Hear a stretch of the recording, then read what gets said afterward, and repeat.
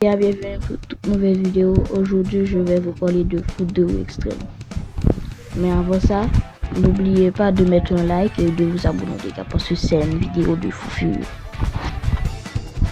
Foot de rue extrême, ça peut être pour certains une suite de foot de rue ou pour d'autres une grosse. Je ne vais pas dire des bêtises parce que je ne veux pas être censuré par YouTube.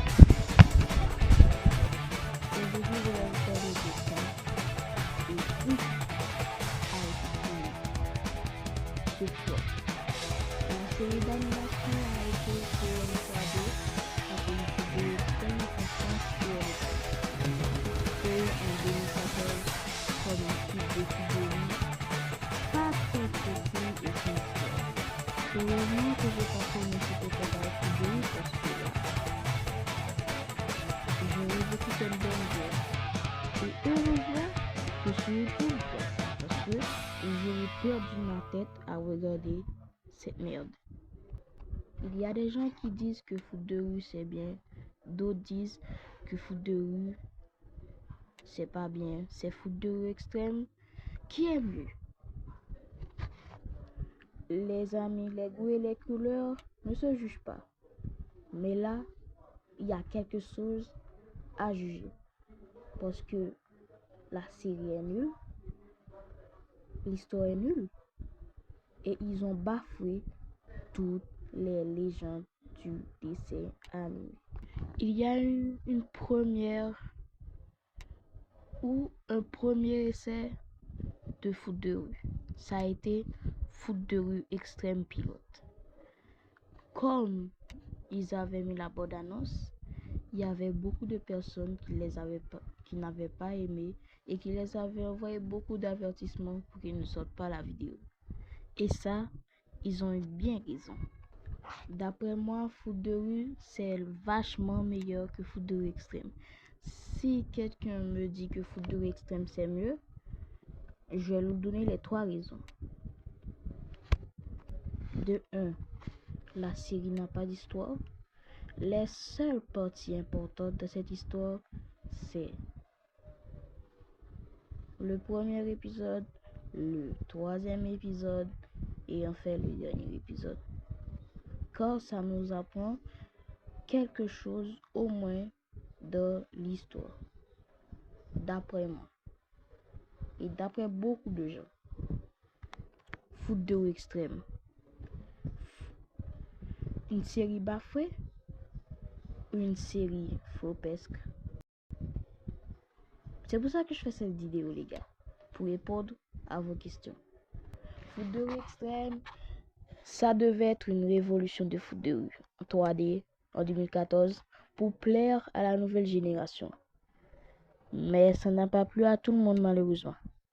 Ils ont dû dépenser des millions car en 2014, il y avait quelques crises. Il y avait quand même pas beaucoup de dessins animés qui faisaient la 3D.